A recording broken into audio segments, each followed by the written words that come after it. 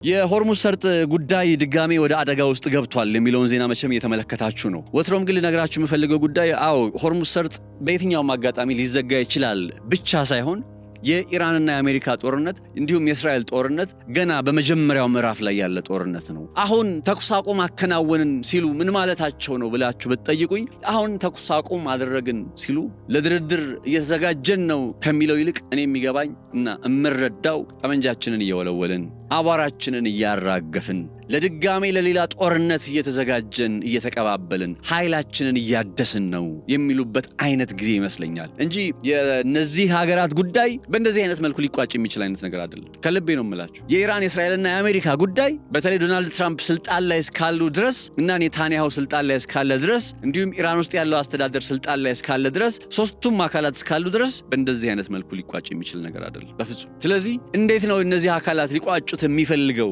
የሚለውን ጥያቄ ነው የምንመለከተው ዛሬ። እነዚህ ሶስቱ አካላት እውነት ተቀራርበው ሰርተው ተወያይተው ችግራቸውን መፍታት የሚችሉ ናቸው? እንደዛ ብላችሁ ታስባላችሁ? አሜሪካና ኢራን፣ አሜሪካና እስራኤል የሀገራቱን አይደለም ስልጣን ላይ ያሉትን አካል ነው ሪፈር ማድረግላችሁ። ላይክ ኔታንያሁ፣ የነ ዶናልድ ትራምፕና የነ አያቶላህ አስተዳደር የሶስቱ አካል በኢራን በኩል ሰማው ተቀራርቦ ለመስራት ብዙም ችግር አልነበረም። ኦነስትሊ ከልብ ካወራው ቢኮዝ ኦማን ሲካሄድ በነበረ የድርድር ሂደት ላይ ያቀረቡትን አቋም በጣም በተግባር በተጨባጭ አይተን አጨብጭበናል። ወራስ በዚህኛው ወገን ያለው አካል ግን ስቲል ከባድ ይመስላል። የአሁኑ ጦርነት ደግሞ ለ38 ቀን የቆዩበት ጦርነት ደግሞ ኢራን ወደ ጽንፍ እንድትሄድ ያስገደዳት አይነት ይመስላል። ወደ ራሷ ጽንፍ ላይ አንደኛ አየች፣ በቃ በጦርነትም ምንም እንደማያመጡ አየች።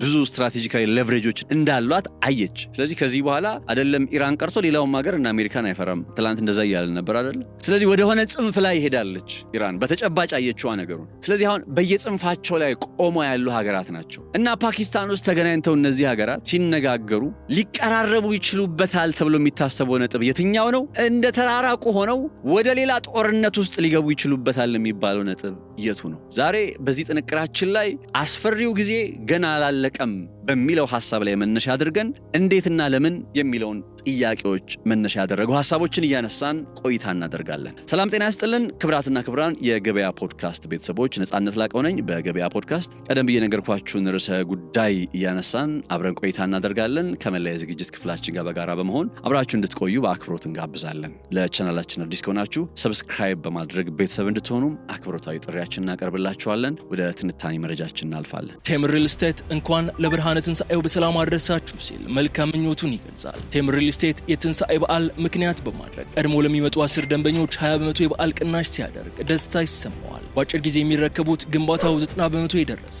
በወለል 2 አባወራ ብቻ ባለ 3 መኝታ ቤቶችን አቅርበንልዎታል። በተጨማሪም በሳር ቤት፣ በአዋሬና በቡልጋሪያ እስከ 35% ታላቅ ቅናሽ በማድረግ ባለ 1 መኝታ በ5.4 ሚሊዮን ብር፣ ባለ 2 መኝታ በ6.5 ሚሊዮን ብር፣ ባለ 3 መኝታ ከ9.7 ሚሊዮን ብር ጀምሮ ውብና ማራኪ ቤቶችን በእጁ ያስገቡ እንላለን። ከዚህ ባሻገር ከ2.8 ሚሊዮን ብር ሙሉ ክፍያና ከ900 ሺህ ብር ቅድመ ክፍያ ጀምሮ ለንግድ ስራው የሚሆኑ ሱቆችን ይዘን ቀርበናል። ለበለጠ መረጃና ለሳይት ጉብኝት በ0908 88 2208 ወይም በ0901 50 42 45 ፈጥነው ይደውሉ። ቴምር ሪል ስቴት። ኢራን ከአሜሪካና ከእስራኤል ጋር ባለፉት 38 ቀናት ስታከናውን የነበረው ጦርነት በመጨረሻም 15 ቀናት የተኩስ አቁም ፋታ ጦርነቱ ጋብ ያለበት አጋጣሚ መፈጠሩን ሰምተን ይሄ የደስታ እንግዲህ ዓለም የደስታ ዜና በተወሰነ መልኩ ጥቂት ቀናትን ሳይሻገር እንግዲህ አሁን ላይ ባለው ነባራዊ ሁኔታ የሆርሙዝ ሰርጥን የመዝጋት አይነት እንቅስቃሴ በኢራን በኩል መኖሩን አሜሪካም ደግሞ ይሄ የሆርሙዝ ሰርጥ የሚዘጋ ከሆነ ተኩስ ጀምራለሁ፣ ጦርነቱን ቀጥላለሁ ማለቷን የሚያሳዩ አይነት ዘገባዎች በመውጣት ላይ ናቸው። ለምንድን ነው የሆርሙዝ ሰርጥ እንደዚህ አይነት ነባራዊ ሁኔታ ውስጥ የመጣው የሚለውን ጉዳይ ከተመለከትን መሰረታዊ ጉዳዩ ከእስራኤል ጋር የተገናኘ ነው። እስራኤል በሊባኖስ ውስጥ እያከናወነች ያለው ጦርነት ጉዳይ ምን ማለት ነው? በሊባኖስ ውስጥ እያከናወነች ያለው ጦርነት ጉዳይ እንግዲህ አሁን ላይ ባለው ነባራዊ ሁኔታ መሰረት እስራኤል ልክ ከኢራን ጋር ጦርነቱን ስትጀምር ሂዝቦላህም ከኢራን ጎን በመሰለፍ ጦርነቱን በመቀላቀሉ ሳቢያ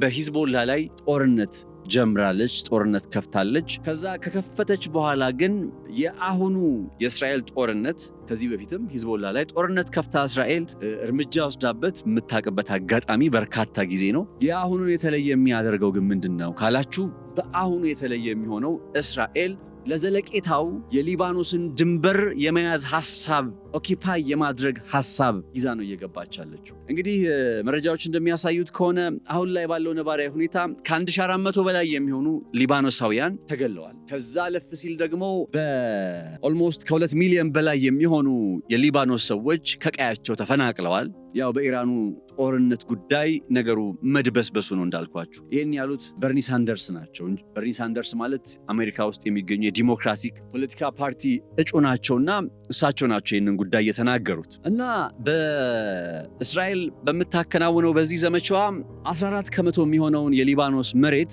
አሁን ላይ በቁጥጥሯ ውስጥ አስገብታለች። ማን? እስራኤል። 14 ከመቶ የሊባኖስ መሬት። ይህንን ቦታ ላታኒ እየተባለ የሚጠራ ወንዝ አለ።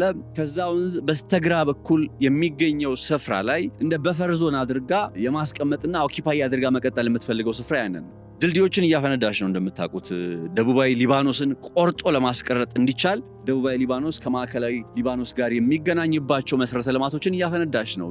ዋና በቃ በአሁኑ ተልእኮ ሊባኖስ ውስጥ እየፈጸመች ያለችው ተግባር ይሄንን እና በኢራን እና በአሜሪካ መካከል ይህ ጦርነትን የሚቋጭ አይነት ስምምነት ሲከናወን ጦርነቱን የሚቋጭ እንኳ ባንልም ለ15 ቀናት የሚዘልቅ የተኩስ አቁም ስምምነት ሲከናወን በዚህ የተኩስ አቁም ስምምነት ላይ አንዱ ካሉት ነጥቦች ውስጥ የሚነሳው ነገር አጋሮቻቸው አካል ይሆናሉ ይላል። አጋሮቻቸው ማለት በአሜሪካ በኩል እስራኤል እንዳለች ታሳቢ ይደረጋል። በኢራን በኩል እነ ሂዝቦላህ እና ሐውቲ እንዳሉ ታሳቢ ይደረጋል። ስለዚህ አጋሮቻቸው ታሳቢ ተደርገው እነሱም ጭምር የተኩስ አቁም እንደሚያደርጉና እነዛ በጦርነቱ ላይ በቀጥታ ሲሳተፉ የነበሩ አካላት ጦርነቱን እንደሚገቱ ጭምር ነው ታሳቢ የተደረገው። ይህንን ጉዳይ ደግሞ ኢራን ሳትሆን አሜሪካም ሳትሆን በማደራደር ሂደቱ ላይ ከፍ ያለ ድርሻ የነበራቸው የፓኪስታኑ ጠቅላይ ሚኒስትር ቃል በቃል አረጋግጠዋል። እሳቸው ያሉት ምንድነው? የድርድር ሂደቱ እነ ሊባኖስን፣ እነ ሂዝቦላህን፣ እነ እስራኤልን፣ እነ ሐውቲን ጭምር የሚያጠቃልል የተኩስ አቁም እንዲደረግ ነው ታሳቢ የተደረገው። ጠቅላይ ሚኒስትር ቤንያሚን ኔታንያሁ ግን ምን ይላሉ? ይህ የተኩስ አቁም ጉዳይ ሊባኖስን የሚመለከት አይደለም ይላሉ። እሳቸው ብቻ አይደሉም፣ በአሜሪካ በኩልም ያሉ ባለስልጣናት ለምሳሌ ጄዲ ቫንስን ታውቁታላችሁ። ጄዲ ቫንስ ማለት በአሜሪካ ምክትል ፕሬዝዳንት ነው። አሁን ወደ ፓኪስታን የአሜሪካ ልዑክን ይዞ የሚሄድ ተወካይ ነው ምክትል ፕሬዝዳንቱ። እና እሳቸው ትላንትና በሰጡት አንድ ጋዜጣዊ መግለጫ ላይ there is a misunderstanding ነው ያሉት። የሆነ አለመረዳዳት፣ አለመግባባት አለ። እንዲያውም የውጫሌ ውል አንቀጽ 17ን እያስታወሰ ነበረ። በአማርኛ ሌላ በጣሊያንኛ ሌላ እንደሚባለው በእንግሊዝኛ ያለው ሐሳብና በፐርሺያን ቋንቋ ያለው ሐሳብ የሚለያይ አይነት ነው የሚል ሐሳብ እየተነሳ በድርድር ሂደቱ ላይ ወይም በተኩስ አቁም ሂደቱ ላይ እነ ሊባኖስ ታሳቢ አይደረጉም። እነ ሊባኖስ እነ ሂዝቦላህ እነሱን የሚመለከት አይደለም፣ የኢራንና የአሜሪካ ብቻ ነው የድርድር ሂደቱ ታሳቢ የሚደረገው ሲሉ ተናግረዋል። ነገር ግን በማደራደር ሂደቱ ላይ ጄዲ ቫንስ አልነበሩም። ባለፉት 38 ቀናት ጄዲ ቫንስ ብቅ እንኳን አይሉ፣ አስተያየት ሲሰጡ እንኳን ሰምተናቸው አናቅም። አሁን ብቅ ብለው እነ ሊባኖስ የሚመለከት የተኩስ አቁም አይደለም ብለው ሲናገሩ ስትሰሟቸው፣ በአንጻሩ ከሳቸው በተቃራኒ ደግሞ የፓኪስታኑ ጠቅላይ ሚኒስትር አደራዳሪ ዋነኛው ሊባኖስን ጭምር ታሳቢ ያደረገ ድርድር የተከናወነው የሚለውን ሐሳብ ሲናገሩ ስትሰማቸው በእርግጥ አሁን የተከናወነው የተኩስ አቁም ስምምነት በዘለቄታው ጦርነትን ለማቆም ታሳቢ የሚደረግበት አይነት ነው ወይ የሚለውን ጥያቄ በመሰረታዊነት እንድታነሱ ያደርጋል። እንደምታውቁት ጄዲ ቫንስ የአሜሪካ ምክትል ፕሬዝዳንት በኢራን ጥያቄ አማካኝነት ነው ወደ ፓኪስታን የሚያቀኑት። ከዚህ ቀደም ኢራን ከአንዴም 2 ጊዜ በኦማን ውስጥ ለድርድር በተቀመጠችባቸው ጊዜያት የአሜሪካ ልዑክን እየመሩ በጠረጴዛው ላይ የሚገኙት ሰው ስቲቭ ዊትኮፍ ይባላሉ። ስቲቭ ዊትኮፍ በድርድር ጠረጴዛ ላይ ሆኖ የሚያነሱት ሐሳብ ግን አንድም ጊዜ ተግባራዊ ሆኖ አያውቅም። ስለዚህ ኢራን ምን አለች? ከዚህ በኋላ ከስቲቭ ዊትኮፍ ጋር ሳይሆን መነጋገር የምፈልገው ከምክትል ፕሬዝዳንቱ ጋር ነው ስትል ተናገረች። ምክትል ፕሬዝዳንቱ ጄዲ ቫንስ ናቸው። እኒህ ሰውዬ ባይዘው ጄዲ ቫንስ ቀጣይ የአሜሪካ ፕሬዝዳንት ሊሆኑ ይችላሉ ተብለው ተስፋ የሚደረጉ አሁን እንዲያውም በዶናልድ ትራምፕ ጎን ሆነው ከዚህ ከኢራን ጋር ተያይዞ የሚነሳውን ጦርነት ብዙም ድምፃቸው ሲሰማ ማንመለከተው በአሁኑ ጦርነት ጥላ ውስጥ እንዳይወድቁ በቃ በቀጣይ እጩ ተወዳዳሪ ሆነው ሲቀርቡ የዚህ የዶናልድ ትራምፕ ጦርነት ሻዶው እንዳያረጋቸው በማሰብ ነው ይባላል። እና አሁንም የወደ ድርድር ወይም የሰላም ሂደት ማስጀመር በሚለው ጉዳይ ላይ ነው እንግዲህ ጄዲ ቫንስ ኢንቮልቭ እያደረጉ ያሉት እንዳልኳችሁ በኢራን ጥያቄም ቢሆንም ማለት ናው እሳቸውን ብሎ ያስባሉ እነ ሊባኖስን ታሳቢ ያደረገ የተኩስ አቁም ስምምነት አይደለም ያደረግነው ይላሉ። ኢራን ደግሞ እነ ሊባኖስ እነ ሃውቲ ሂዝቦላህ እነ ሃውቲን ታሳቢ ያላደረገ ስምምነት አላደረኩም፣ ስለዚህ ጥቃት ሰነዝራለሁ፣ ጥቃት ጀምራለሁ፣ ሆርሙዝን እዘጋለሁ እንጂ የምን ተኩስ አቁም ነው እያለች ነው የምትገኘው ኢራን። እኔ አሁን በጣም ፎከስ አድርጌ ልነግራችሁ የፈለግኩት ጉዳይ ተኩስ አቁሙ ይቀጥላል አይቀጥልም በሚለው ነገር ሳይሆን በዘለቄታዊነት በእነዚህ ወገኖች መካከል ተኩስ አቁምም በሉት ምንም በሉት ቢመጣ የሆነ ግን ችግሮቻቸውን ፈተው ተቀራርበው መስራት የሚችሉባቸው አይነት ሁኔታዎች ከፊታቸው አሉ ወይ የሚለውን ጉዳይ ነው። ለምሳሌ ያክል ከተስማሙባቸው ነጥቦች መካከል አንዱ ምንድን ነው? ኢራን ላይ የተጣለ ማዕቀብ እንዲነሳ የሚያደርግ ሐሳብ ነው አይደለ? ይህንን ጉዳይ ዶናልድ ትራምፕም ትሩዝ ሶሻል ላይ ባጋሩት መልእክት ላይ በግልጽ አስቀምጠውታል። ማዕቀቡን የኢራንን ማዕቀብ ልናነሳ እንችላለን ብለዋል፣ ወይም የኢራን ማዕቀብ ይነሳል ብለዋል ዶናልድ ትራምፕ ራሳቸው።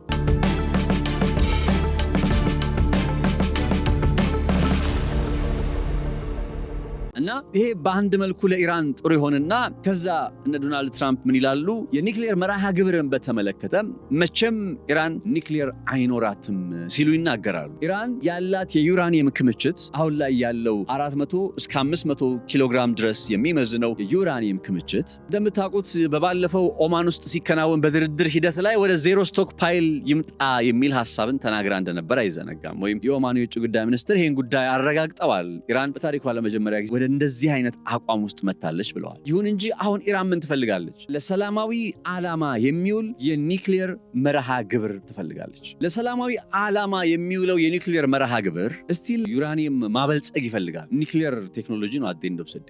ለሰላማዊ ዓላማ የሚውለው የኒክሌር ኃይል ማመንጨት ስራ ስቲል የሚበለጽግ ዩራኒየም ያስፈልገዋል። ልዩነቱ ምንድን ነው? 20 ከመቶና ከዛ በላይ ከሆነ ዌፕን ግሬድ ዩራኒየም ይባላል። ወደ ጦር መሳሪያነት መቀየር የሚችል አይነት ዩራኒየም ይባላል። ከዛ በታች ከሆነ ደግሞ ለሰላማዊ ዓላማ የሚውል አይነት ነው የሚል አንደርስታንዲንግ እና መግባባት አለ። ታስታውሱ ከሆነ በ2015 እንደ አውሮፓውያን አቆጣጠር አሜሪካ ከኢራን ጋር በነ ባራክ ኦባማ የስልጣን ዘመን ጊዜ JCPOA የተባለ የሚጠራው ስምምነት ሲፈረም እንደምታውቁት በዚህ ስምምነት ላይ አሜሪካን ጨምሮ ፈረንሳይ፣ ጀርመን፣ ዩናይትድ ኪንግደም አሉ። ከዛ በኋላ ደግሞ ቻይና እና ሩሲያም አሉ። እነዚህ አምስቱ ሀገራት ወይ ስድስቱ ሀገራት በጋራ በመሆን ከኢራን ጋር 2015 ላይ JCPOAን ወይም የኢራን የኒክሌር ስምምነት የሚባለውን ሲፈራረሙ 3.7 ከመቶ ድረስ ዩራኒየም እንድታበለጽግ ለኢራን ፈቅደውላት ነበር። ይሄ የ3.7 ከመቶ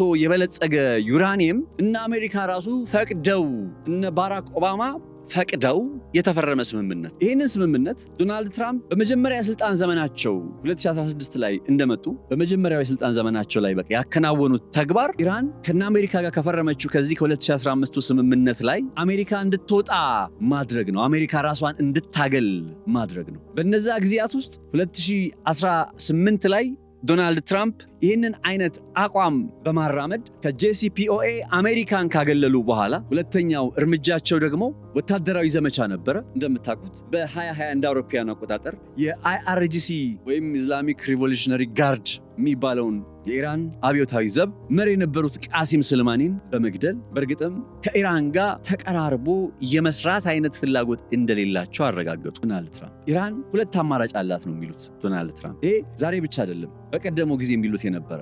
የመጀመሪያው አማራጭ ከየትኛውም የኒክሌር መርሃ ግብር ለሰላማዊ ዓላማ ከሚውልም ጭምር የኒክሌር መርሃ ግብር ራሷን ማግለል፣ ያንንም በዓለም አደባባይ ማረጋገጥ። ይህ ካልሆነ ግን ወታደራዊ ዘመቻ። ኢራን ለነዚህ የትራምፕ አማራጮች የተመለሰች አልነበረች። እንደምታውቁት በ2020 እንደ አውሮፓውያን አቆጣጠር ቃሲም ስልማኒ ሲገደልባት ለመጀመሪያ ጊዜ ሊባል በሚችል መልኩ በኢራቅ ውስጥ በሚገኘው የአሜሪካ የጦር ሰፈር ላይ ከባድ የሚባል የአየር ላይ ጥቃት ሰነዘረች እና አሜሪካ ነገሩን አድበስብሰውት አልፈው ነው እንጂ ቀላል የሚባል አደጋ አልነበረም የደረሰባቸው ኢራቅ ውስጥ የሚገኘው የጦር ሰፈራቸው።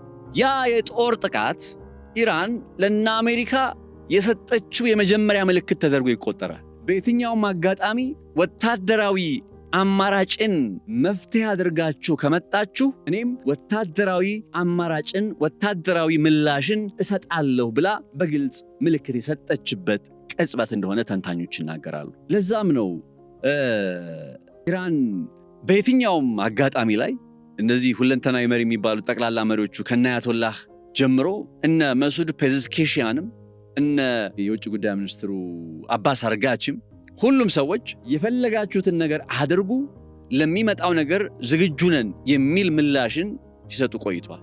ሄዶ ይሄንን ጦርነት አሳይቶናል፣ ይሄንን ጦርነት አስመልክቶናል። አሁን ይሄ ጦርነት በምን ቆማልን? በተኩስ አቁም ቆመ። ከተኩስ አቁሙ ቀጥሎ የትኛው ምዕራፍ ነው የሚቀጥለው? አሁን የሆርሙዝ ሰርጥ መዘጋት ጉዳይ ላይ እንዳለ ሆኖ ጦርነቱ ሊቀጥል የሚችልበት ምክንያት ነው ኢንጀነራል እየነገርኳቸው ያለው። የተኩስ አቁም ስምምነት አደረግን ካሉ በኋላ ቀጣዩ ምዕራፍ ምንድነው? ወደ ድርድር ጠረጴዛ መጥተው እያንዳንዱ ቅድመ ሁኔታዎቻቸው ላይ በኒውክሌር መርሃ ግብር ጉዳይ ላይ፣ በባሊስቲክ ሚሳኤልና በክሩዝ ሚሳኤሎች ጉዳይ ላይ ይነጋገራሉ። እነ ዶናልድ ትራምፕ አሁን በጦር ግንባር ላይ በኢራን ውስጥ የሚፈልጉትን ድል አላስመዘገቡም። እንደምታውቁ በኢራን ውስጥ የአገዛዝ ለውጥ አላከናወኑም። በኢራን ውስጥ የኢራን የተፈጥሮ ሀብት መቆጣጠር የሚችሉበትን አይነት ስርዓት አልፈጠሩም። ላይክ ኢራቅ ውስጥ እንዳደረጉት አይነት የአገዛዝ ለውጥን ኢራን ውስጥ ማሳካት አልቻሉም። ባጭሩ ሲገለጽ እርግጥ ነው በጦር መሳሪያ የበላይነት በጣም ተደጋጋሚ ጥቃት ሰንዝረዋል። በርካታ የኢራን መሪዎችን ገለዋል። ሌላም። ነገር ግን እነዛ ወታደራዊ ድሎቻቸው ወደ ስትራቴጂካዊ ድል ስላልተቀየሩ በድርድር ጠረጴዛ ላይ እነዛን ያጧቸውን ስትራቴጂካዊ ድሎች ለማግኘት መሞከራቸው አይቀርም። that's why በሊባኖስ በኩል ያለውን ጉዳይ ኦፕን ኢንድድ ክፍት አድርገውታል። ለጦርነት መግቢያ ሰበብ ምክንያት አድርገው ሊባኖስን የተዋት ወይም ሊባኖስ በስምምነቱ ላይ አልተጠቃለለችም የሚሉት ባይ ዲፎልት ኢራን እና እስራኤል ጦርነታቸው ክፍት ሆኗል። አሁን የአሜሪካና የኢራን ጉዳይ ነው እንጂ በተኩስ አቁም ላይ የሚገኘው የኢራንና የእስራኤል ጉዳይ ኦፕን ነው፣ ክፍት ነው። አውቀው ነው ክፍት ያደረጉት። ባይ ዲፎልት ወደዚህ ጦርነት የሚመለሱ ከሆነ የሚመለሱበት ሰበብ እንዲኖር ጭምር ነው። በዛ ላይ ከነ ኔታንያሁ ጋርም በዚህ ጉዳይ አይስማሙም። እንደምታውቁት እነ ኔታንያሁ ይህ ጦርነት ገና ማሳካት አለብን ብለው የሚያስቧቸውን ግቦች አላሳካንም ብለው የሚያምኑ ናቸው። በሚዲያ ላይ ቀርበው ግቦቻችንን አሳክተናል ብላ እያሉ ቢናገሩም በተጨባጭ ግን በኢራን ውስጥ የአያቶላህ አገዛዝ እስካለ ድረስ እነ እስራኤል ኤክስቴንሻል ትሪት በኮቴሽን ውስጥ እያሉ መቀጠላቸው አይቀርም። የነ እስራኤል የህልውና ስጋት በኮቴሽን ውስጥ የነ ኢራን አስተዳደር የነ አያቶላህ አስተዳደር ነው። ቴምር ሪል ስቴት እንኳን ለብርሃነ ትንሣኤው በሰላም አደረሳችሁ ሲል መልካም ምኞቱን ይገልጻል። ቴምር ሪል ስቴት የትንሣኤ በዓል ምክንያት በማድረግ ቀድሞ ለሚመጡ 10 ደንበኞች 20% የበዓል ቅናሽ ሲያደርግ ደስታ ይሰማዋል። በአጭር ጊዜ የሚረከቡት ግንባታው 90% የደረሰ በወለል 2 አባወራ ብቻ ባለ 3 መኝታ ቤቶችን አቅርበንልዎታል። በተጨማሪም በሳር ቤት በአቧሬና በቡልጋሪያ እስከ 35% ታላቅ ቅናሽ በማድረግ ባለ 1 መኝታ በ5.4 ሚሊዮን ብር፣ ባለ 2 መኝታ በ6.5 ሚሊዮን ብር፣ ባለ 3 መኝታ ከ9.7 ሚሊዮን ብር ጀምሮ ውብና ማራኪ ቤቶችን በእጁ ያስገቡ እንላለን። ከዚህ ባሻገር ከ2.8 ሚሊዮን ብር ሙሉ ክፍያና ከ900 ሺህ ብር ቅድመ ክፍያ ጀምሮ ለንግድ ስራው የሚሆኑ ሱቆችን ይዘን ቀርበናል። ለበለጠ መረጃና ለሳይት ጉብኝት በ0908 882208 ወይም በ0901 504245 ፈጥነው ይደውሉ። ቴምር ሪል ስቴት። ስለዚህ ያንን ጉዳይ እነ እስራኤል በኢራን ውስጥ ሳይቀይሩ የነ አያቶላህ አገዛዝን ሳይቀይሩ ወይም ኢራን ከ1979 በፊት ወደ ነበረችበት ስታተስ ኮ እንድትመለስ ሳያደርጉ አሸናፊ ነን ብለው መቼም አያስቡ። መቼም ዲፕ ኢንሳይድ ባይናገሩት እንኳን ይሄ በክኔሴት ውስጥ የሚደመጥ በእስራኤል ክኔሴት ውስጥ የሚደመጥ ድምፅ ነው። ስለዚህ የእስራኤል ጉዳይ ኦፕን ነው፣ ገና ክፍት ነው፣ ክፍቱን እንዳለ ነው የሚለውን ነጥብ ከያዝን፣ ስለዚህ እነ ጄዲ ቫንስም ሆነ እነ አሜሪካ በሌላ ቋንቋ ከኢራን ጋር በሚያከናውኑት የድርድር ሂደት ላይ አንዱ የሚነጋገሩበት ጉዳይ ሃርድ ላይነር የሚባሉት ሰዎች የአገዛዝ ለውጥን በቃ በድርድር ጠረጴዛ ላይ መሞከራቸው አይቀርም ገና ነው የምላችሁ ባጭሩ። እና አሜሪካ አሁን ይውላችሁ እኛ እንኳን ገብቶናል አይደለ ስትራቴጂካዊ ድል እንዳላስመዘገበች እኛ እዚህ ቁጭ ብለን ያንን ጦርነት ስንከታተል የነበረን ሰዎች እንኳን ገብቶናል አይደለም። እዛ ያሉት እነሱ ራሳቸው ቀርቶ ለሚዲያ ፐርፐዝ ፕሮፓጋንዳውን ተቆጣጥሮ ለመቀጠል ናሬቲቭን እንደሚፈልጉት ለማድረግ በተለይ አሁን ከፊት እነ ዶናልድ ትራምፕ እየመጣባቸው ካለ ከስልጣን ይነሱ እንደ የሚል አይነት ጭምር እንቅስቃሴ አንጻር ናሬቲቭን ተቆጣጥሮ መቀጠል የግድ ስለሆነ አሸናፊ ነን እያሉ በጋዜጣዊ መግለጫ ላይ ቃላት ሲደረድሩ ትመለከታላችሁ እንጂ ዲፕ ኢንሳይድ they know that strategically ሉዝ እንዳደረጉ ያውቁታል። ስለዚህ ያ ስትራቴጂካዊ ድላቸውን ያጡትን ስትራቴጂካዊ ድል ድጋሜ መልሰው በእጃቸው ውስጥ ለማስገባት አሁን የድርድር መንገዱን የመጀመሪያ አማራጭ ሊያደርጉ ይችላሉ። በዛ የድርድር ሂደት ላይ ከሚቀርቡ ጉዳዮች መካከል አንደኛ ኢራን ውስጥ የሚገኝ ዩራኒየምን ጠቅልላችሁ አውጡ የሚል ይሆናል። እሺ ኢራን በዚህ ጉዳይ ላይ ችግር የለባትም ብያችኋለሁ። ከዚህ ቀደምም ልትስማማ ትችላለች ብዬ አስባለሁ። ኢራን ዩራኒየሙን ውሰዱት የምትልበት አይነት ሁኔታ ሊመጣ ይችላል። ነገር ግን በምን ቅድመ ሁኔታ ኢራን ለሰላማዊ መንገድ የኒክሌር ፕሮግራም የኒክሌር መሰረተ ልማት እንዲፈቅዱላት ካረጋገጠች ብቻ። ለምን ኢራን ውስጥ የኒክሌር መሰረተ ልማት ፕሮግራም በጣም ብዙ ዋጋ ተከፍሎበታል። በጣም ብዙ መስዋዕትነት ተከፍሎበታል። አት ኦፍ ዘ ዴይ በቃ እንዲህ አሳልፈው ለመስጠትና በቃ ከዚህ በኋላ ኢራን ዩራኒየም አታበለጽግም ወደሚል አይነት ነባራዊ ሁኔታ ውስጥ ለመምጣት ከሆነ ይሄ ሁሉ መስዋዕትነት የተከፈለው ልክ ቀደም ብዬ አሜሪካ በስትራቴጂ ሉዝ አድርጋለች ስላችሁ እንደነበረው አሁን ደግሞ ኢራንም በስትራቴጂ ሉዝ አድርጋለች እላችኋለሁ። ኢፍ ዩራኒየሟን ሙሉ በሙሉ ሰጥታ ትስጥ፣ ነገር ግን ለሰላማዊ ዓላማ የሚውል የኒክሌር ፕሮግራሟን ካላስቀጠለች ሊትራሊ በእንደዛ አይነት ነባራዊ ሁኔታ ውስጥ ነው ልትገለጽ የምትችለው። አስቡ ኢራን ከ1990ዎቹ እንደ አውሮፓውያን አቆጣጠር አንስቶ በድብቅ ስታብላላው የነበረው የኒክሌር ጦር መሳሪያ መርሃ ግብር የኒክሌር መርሃ ግብር ብለን እንግለጸው እንደ አውሮፓውያን አቆጣጠር በ2003 እንደ አውሮፓውያን አቆጣጠር ላይ የአሜሪካ የደህንነት ተቋማት መረጃን ተከትሎ ተጋለጠና የቴህራን የኒክሌር መርሃ ግብር ባለበት አድርቆ የሚያስቀር እንቅስቃሴ ከዓለም አቀፉ የአቶሚክ ኢነርጂ ኤጀንሲ ጋር በመተባበር ተጀመረ። አስቡ ከ1990ዎቹ ጀምሮ የድብቅ የሚሳኤል ከተሞችን በሚገነቡበት ሰዓት ከዛ ተመሳሳይ ጊዜ ጀምሮ ሲለፉበት በጣም በርካታ ወታደራዊ ሳይንቲስታቸውን ያጡበት ይሄ ሁሉ ድብደባ ይሄ ሁሉ መከራ እየደረሰባቸው ዋጋ የከፈሉበት የኒክሌር መርሃ ግብር 2003 እንደ አውሮፓውያን አቆጣጠር ላይ በጣም ጠንካራ የሆነ ማዕቀብ በተለይ ከዓለም አቀፉ የአቶሚክ ኤነርጂ ኤጀንሲ ጋር በመተባበር አሜሪካና እስራኤል በኢራን ላይ ይህን ሁሉ ናዳ ያወርዱ ጀመር ማለት ነው። ናታንዝና ሆርዶፋ በሚባሉ የኒክሌር ጣቢያዎች የተጀመረው የቴህራን የኒክሌር መርሃ ግብር በነዛ የአሜሪካ እና የእስራኤል ብሎም የዓለም አቀፉ የአቶሚክ ኢነርጂ ኤጀንሲ ማዕቀቦች ከመቀጨጭ ከመዳከም ይልቅ በተለይ ከ2009 እንደ አውሮፓውያን አቆጣጠር ወዲህ ተጨማሪ የኒክሌር ማብለያ ጣቢያዎችን በመመስረት ጭምር ቀጥሏል። 2015 እንደ አውሮፓውያን አቆጣጠር ኢራን የኒክሌር ጦር መሳሪያ መርሃ ግብሯን ለሰላማዊ ዓላማ ይውላል በሚል መርህ እና አሜሪካን ጨምሮ ሩሲያ፣ ቻይና፣ ፈረንሳይ፣ ጀርመንና ዩናይትድ ኪንግደም ጋር በመሆን JCPOA የተባለውን ኢራን ከኒክሌር ጦር መሳሪያ ባለቤት ይገታል የተባለ ስምምነትን እስከምታደርግበት ጊዜ ድረስም አምጥቷታል። ቀደም ብዬ እንዳልኳችሁ 2018 እንደ አውሮፓውያን አቆጣጠር ላይ በጊዜው የመጀመሪያ የስልጣን ዘመናቸው ላይ የነበሩት ዶናልድ ትራምፕ ከ2015ቱ የኒክሌር ስምምነት ኢራንን በወረቀት ላይ እንጂ በመሬት ላይ ከኒክሌር ጦር መሳሪያ ባለቤትነት የሚገታ አይደለም በሚል መርህ ዋሽንግተንን ከዚህ ስምምነት አግልለዋል። ከዛ በ2020 ቀደም ብዬ እንዳልኳችሁ የአይአርጂሲ መሪ የነበሩት ጀነራል ቃሲም ስሌማኒ ገደሉ በኢራቅ ውስጥ። ኢራን በእነዚህ ገፊ ምክንያቶች ይባላል የኒክሌር መርሃ ግብሯን እንደያዘች ቀጠለችና እንደ አውሮፓውያን አቆጣጠር በ2023 ላይ ኢራን ከኒክሌር መርሃ ግብር ጋር የተያያዙ ማዕቀቦችን የትግበራ ጊዜያቸው ተጠናቀቀ በሚል አጋጣሚውን በመጠቀም ልብ አድርጉ እንደ አውሮፓውያን አቆጣጠር 2023 ላይ ነው ዩራኒየሟን በከፍተኛ ደረጃ ማበልጸግ ጀመረች። የተባበሩት መንግስታት ያቋቋመውና የሀገራትን የኒክሌር መርሃ ግብሮች የሚከታተለው IAEA ወራት በፊት ይዞት የወጣው መረጃ ኢራን 60 ከመቶ የበለጸገ 274 ኪሎ ግራም የሚመዝንና በትንሹ ከ6 እስከ 10 የኒክሌር ቦምቦችን መስራት የምትችልበት አይነት አቅም አላት ብሎ አረጋገጠ። አስቡ በዶናልድ ትራምፕ የመጀመሪያ የስልጣን ዘመን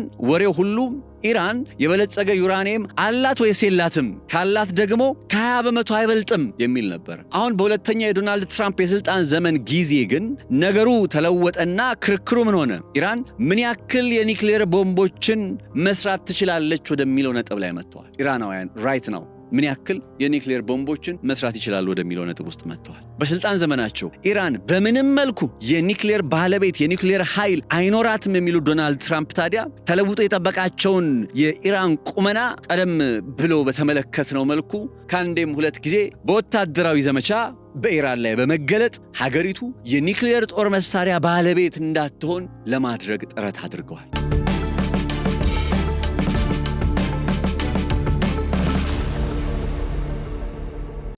አሁን ለሁለቱም አካላት ያሉበት ቦታ ጽንፍና ጽንፍ ነው የምላችሁ። ለዚህ ነው እነ ዶናልድ ትራምፕ ኢራን በምንም ተአምር ኒክሌር አይኖራትም ነው የሚሉት። ለሰላማዊ ዓላማ የሚውል ጭምር ኒክሌር አይኖራትም። የኒክሌር መርሃ ግብር የሚባል ነገር አይኖራትም። ኢራን ደግሞ እሺ የበለጸገ ዩራኒየሙን ውሰዱት፣ ነገር ግን ለሰላማዊ ዓላማ የሚውል ኒክሌር ኃይል ይኖረኛል ነው የሚሉት። በእነዚህ በሁለቱ ጽንፎች ላይ ያሉት የተቀመጡት ሁለቱ ሀገራት ወደ ድርድር ጠረጴዛ ላይ ሄደው እነ ጄዲ ቫንስ አሁን በፓኪስታን ከኢራን ተወካዮች ጋር ሲነጋገሩ ይህን ያክል በመቶ እናበልጽግ የሚለውን ጉዳይ ይፈቅዳሉ አይፈቅዱም? እንዳልኳችሁ በ2015ቱ የኒክሌር ስምምነት ወቅት 3.7 ከመቶ ድረስ ሀገሪቱ ኒክሌር እንድታበለጽግ ተፈቅዶ ነበር። አሁን ዶናልድ ትራምፕ ከ3.7 ከመቶ በላይ የሆነ ዩራኒየም እንድታበለጽግ ወይስ ከ3.7 ከመቶ በታች ሆነ ዩራኒየም እንድታበለጽግ ለኢራን ይፈቅዳሉ የሚለው ነገር እጅግ ተጠባቂ ነው። ይህንን ለማድረግ ደግሞ እንዴት እነዚህ አስተዳደሮች ሊፈቅዱ ይችላሉ የሚለውን ጥያቄ ካነሳን እነ ዶናልድ ትራምፕ አይ ዶንት ኖ ምን ብዬ እንደምነግራችሁ አላቅም፣ ግን ከዚህ ቀደም ከመጡበት ትሬንድ አንጻር ኢራን ለሰላማዊ ዓላማ ጭምር የሚውል ኒክሌር እንዲኖራት አንፈልግም ብለው ቃል በቃል ይናገሩ ስለነበር አሁን ሄደው ለኢራን ለሰላማዊ ዓላማ የሚውል ኒክሌር የሚፈቅዱ ከሆነ እንዴ መጀመሪያስ እዚህ ጦርነት ውስጥ ለምን ተገባ ነው የሚያስብላችሁ። መጀመሪያስ እዚህ ጦርነት ውስጥ ለምን ተገባ? 2015 ላይ የተስማሙበት ጉዳይ አልነበር ወይ? ዶናልድ ትራምፕ መጥተው ምን ቀየሩ ስትሉ ምንም። ኢራንን ማውደም፣ ኢራንን ማጋየት፣ በመካከለኛው ምስራቅ የሚገኙ የጦር ሰፈሮቻቸው የነሱ ማጋየት፣ እስራኤል ላይ ይህን ያክል ጥቃት እንዲዘንብ ማድረግ፣ አካባቢው ሰላምና መረጋጋት ርቆት በግጭት እንዲታመስ ከማድረግ በቀር ዶናልድ ትራምፕ ምን ፈየዱ? ምን አሳኩ? ገብቷችኋል አይደለ? በሁለቱም ወገኖች ላይ ያለው ፕሬሸር አሁን ከዚህ ፕሬሸር ውስጥ ወጥቶ ከዚህ ጫና ውስጥ ወጥቶ ቀጠናውን ሰላምና መረጋጋት አስቀድሞ ለዘለቄታዊ ሰላም ሲል የትኛው አካል ከፍላጎቱ ሸብረክላል የሚለው ጉዳይ ነው ትልቁና መሰረታዊው። በኢራንና በአሜሪካ ጉዳይ ላይ የዘለቄታዊ መፍትሄ መሰረት ተደርጎ ሊቆጠር የሚችለው እንጂ የ15 ቀን ተኩስ አቁም ስምምነት ሁለቱም አካላት አቅማቸውን የሚያድሱበት፣ ኃይላቸውን የሚያድሱበት፣ አቧራቸውን የሚያራግፉበትና ለድጋሚ ለሌላ ጦርነት የሚያቀባብሉበት፣ መሳሪያቸውን የሚወለውሉበት እንጂ ከዛ የተሻለ ምንም አይነት ትርጉም ምንም አይነት ተስፋ የለው። የነዚህ ሀገራት የጦርነት ምክንያት አንዱ ይሄው የኒክሌር ጉዳይ ስለሆነ ያው ፕራክቲካሊ ኒክሌር ጉዳይ ነው ስንል ሰበብ የሚሆነው ነጥብ ኒክሌር ነው እንጂ ሶላባቲ ሬጂም ቼንጅ ጉዳይ ነው። እነ ዶናልድ ትራምፕ ለዚህ አስተዳደር እንዴት ነው የኒክሌር መርሃ ግብር የሚፈቅዱት? ይህ አስተዳደር ደግሞ እንዴት ነው ያለፉት እንግዲህ ከ1990ዎቹ ጀምሮ ባለፉት 40 ዓመታት ደፋ ቀና ሲልበት የነበረ የኒክሌር መርሃ ግብርን አትሊስት በሰላማዊ መርሃ ግብር ደረጃ የማይቀጥልበት ከሆነ ላለፉት 40 ዓመታት ይሄን ያክል ዋጋ ለምን ተከፈለ? ይሄን ያክል መስዋዕትነት ለምን ተከፈለ በእነ ኢራን በኩል? ለዛ ነው ቅድም ከፍላጎት ከጽንፍ ከቆሙበት ስፍራ በተወሰነ ሸብረክ ብሎ አቋምን በተወሰነ ሁኔታ ዘለቄታዊ ቀጠናዊ ሰላምን ማስቀደም የሚችለው ማን እንደሆነ እስኪናያለን የሚለውን ጉዳይ የገለጽኩላችሁ። ኢራን ቀላል ሀገር አለመሆኗን፣ ኢራን በእርግጥም ለቀጠናው ብቻ ሳይሆን ለዓለም በጣም ስትራቴጂካዊ መሆኗን በተግባር ያረጋገጥንበትን ጦርነት አይተናል። ስለዚህ እንደዚህ አይነት ሌቨሬጅ ይዘው 20 ከመቶ የሚሆነውን የዓለማችን ነዳጅ የሚተላለፍበትን የሆርሙዝ ሰርጥን የመሰለ ሌቨሬጅ ይዘው በምን አይነት መልኩ እና አሜሪካ በቃ ኒክሌር አይኖራችሁም፣ ለሰላማዊ ዓላማ የምትጠቀሙት ኒክሌርም አይኖራችሁም ሲሏቸው እሺ ብለው ሊስማሙ ይችላሉ ብዬ አላምንም። ስለዚህ እውነቴን ነው የምላችሁ፣ ምንድን ነው የሚታየ? ይሄ ተኩስ አቁም ተደረገ፣ ይሄ ተኩስ አቁም ተከናወነ፣ ምንድን ነው የሚታየ? ቀጠናው ወደ ሰላም ይመጣል ወይ? ቀጠናው መረጋጋት ያያል ወይ ብላችሁ ብትጠይቁኝ ሾርት ሊቭድ ነው፣ ለአጭር ጊዜ ነው እንጂ በየትኛውም ጊዜ በየትኛውም ቅጽበት ጦርነት ጀምረው መላው ዓለምን ባየነው መልኩ የሚፈትን አይነት ሁኔታ ውስጥ ሊገቡ የሚችሉበት ነባራዊ ሁኔታ አለ። አት ኤንድ ኦፍ ዘ ዴይ ግን አንድ ሁልጊዜ የምጠይቀው ነገር በዚህ ጉዳይ ላይ በቀጣይ በዝርዝር ይዤላችሁ መጣቸው መረጃዎች ይኖራሉ። የኒውክሌር ኃይል ለማመንጨት ወይም የኒውክሌር ጦር መሳሪያ ባለቤት ለመሆን ፈቃጁ ማን ነው ከልካዩ ማን ነው የሚለው ጥያቄ ነው። አሁን ይሄ የኒውክሌር ጦር መሳሪያ ጉዳይ ሲነሳ አንድ እንዲያውም በጣም የሚያስቀኝ ሎጂካል ኢራን ውስጥ ያለው አስተዳደር እስራኤል ላይ የኒውክሌር ጦር መሳሪያ ሊተኩስ ይችላል፣ ስለዚህ የኒውክሌር ጦር መሳሪያ መተኮስ የለበትም። ከዚህ ሎጂክ በላይ አሁን እስራኤል ላይ የኒውክሌር ጦር መሳሪያ ይተኮሳል ከሚለው ሎጂክ በላይ በመካከለኛው ምስራቅ ያሉ ሀገራትም የኒውክሌር ጦር መሳሪያ እንፈልጋለን ይላሉ። ለምሳሌ ሳውዲ አረቢያም የኒውክሌር ጦር መሳሪያ ፈልጋለሁ ትላለች። ስለዚህ በመካከለኛው ምስራቅ አላስፈላጊ የሆነ የኒውክሌር አርም ሬስ የኒውክሌር ፉክክር ይፈጠራል የሚለው ሎጂክ ነው አዋጭ የሚሆነው። እንዲህ ካለን ደግሞ እስራኤል የምትባለው ሀገር መካከለኛው ምስራቅ ነች እና እስራኤል 200 የኒውክሌር ጦር መሳሪያ ስትታጠቅ የት ነበሩ እነ ሳውዲ አረቢያ? የመካከለኛው ምስራቅ ላይ የኒውክሌር አርም ሬስ ይፈጥራል የኢራን መንግስት የኒውክሌር ጦር መሳሪያ ባለቤት መሆን እንዲህ አይነት ነባራዊ ሁኔታ ይፈጥራል የሚለው ሎጂክ ደግሞ ስታነሱ አብሮ መጠየቅ ያለበት ጉዳይ እንዴ የት ነበሩ መካከለኛው ምስራቅ ላይ እንትን ሲባል እነ እስራኤል የኒውክሌር ጦር መሳሪያ ባለቤት ሲሆኑ ለምን አልተፈጠረም ያኔ? ስለዚህ የኢራን አስተዳደር በተመለከተ ያለው መረዳት የተንሸዋረረ ስለሆነ ነው ብዬ አስባለሁ። አት ኦፍ ዘ ዴይ እኔ ዓለም ላይ የኒውክሌር ጦር መሳሪያ በመጠቀም የሚያሰጋኝ የትኛው አካል መሰላችሁ? እውነቴን ነው እነ አሜሪካ እነ እስራኤል ናቸው የሚያሰጉ። አሁን በዚህ ጦርነት ላይ እንደው ፈጣሪ ፈቅዶ ነገሩ በሰላም እንደው በተኩስ አቁም እንደተቋጨ ሁሉ ዘለቄታዊ ሰላም የሚያረጋግጥ አይነት ነባራዊ ሁኔታ እንዲመጣ እመኛለሁ እንጂ ከሰጋው ምሰጋው በቃ አማራጭ ከጠፋ ይሄ አስተዳደር አሁን ላይ ያለው ዓለምን እየመራ ያለው አካል በጃፓንና በሂሮሺማና ናጋሳኪ ላይ ሃይድሮጅን ቦምብን ጥሎ እንዳሳየን በኢራን ላይ ላያሳየን ይችላል የሚል ስሜት የለኝም። ከሰጋው ምሰጋው ይሄኛውን አስተዳደር ኢራን እንዲያውም ፋትዋ የሚባል ሃይማኖታዊ ነገር አድርጋ የኒውክሌር ጦር መሳሪያ ጅምላ ጨራሽ ጦር መሳሪያ አያስፈልግም ብላ ያለፉትን በርካታ ዓመታት የኖረች ሀገር ነች። እንዲያውም ማለት ካላችሁ ማን ነው ሰጪ ማን ነው ከልካይ? ዓለም ላይ ማን ነው ሰጪ ማን ነው ከልካይ? እነ ሰሜን ኮሪያ እንዴት አገኙት? እነ ፓኪስታን እንዴት አገኙት? እነ ህንድ እንዴት አገኙት? አሁን ኖርዌይን ካባቅማ ለእስራኤል ኒውክሌር አስተዋጽኦ አበርክታ ነበር። እነ ኢራን ላይ ሲመጣ ነገሩ ለምንድን ነው እንደዚህ የሚከረው? ነገሩ ለምንድን ነው እንደዚህ የጦርነት ምክንያት የሆነው የሚለውን ጉዳይ ደግሞ በቀጣይ እንመለከተዋለን። ለዛሬ አብሬያችሁ ቆይታ ያደረኩት ቀደም ብዬ እንግዲህ ወደ እናንተ ባቀረብኩት ርዕሰ ጉዳይ ነበረ። ነጻነት ላቀው ነኝ። አብራችሁን ስለነበራችሁ በጣም እናመሰግናለን። ከመለያ ዝግጅት ክፍላችን ጋር በጋራ በመሆን መልካም ጊዜ መልካም ቆይታ እንመኝላችኋለን። ቴምር ሪል ስቴት እንኳን ለብርሃነ ትንሣኤው በሰላም አደረሳችሁ ሲል መልካም ምኞቱን ይገልጻል። ቴምር ሪል ስቴት የትንሣኤ በዓል ምክንያት በማድረግ ቀድሞ ለሚመጡ 10 ደንበኞች 20% የበዓል ቅናሽ ሲያደርግ ደስታ ይሰማዋል። በአጭር ጊዜ የሚረከቡት ግንባታው 90% የደረሰ በወለል 2 አባወራ ብቻ ባለ 3 መኝታ ቤቶችን አቅርበንልዎታል። በተጨማሪም በሳር ቤት በአዋሬና በቡልጋሪያ እስከ 35% ታላቅ ቅናሽ በማድረግ ባለ 1 መኝታ በ5.4 ሚሊዮን ብር፣ ባለ 2 መኝታ በ6.5 ሚሊዮን ብር፣ ባለ 3 መኝታ ከ9.7 ሚሊዮን ብር ጀምሮ ውብና ማራኪ ቤቶችን በእጁ ያስገቡ እንላለን።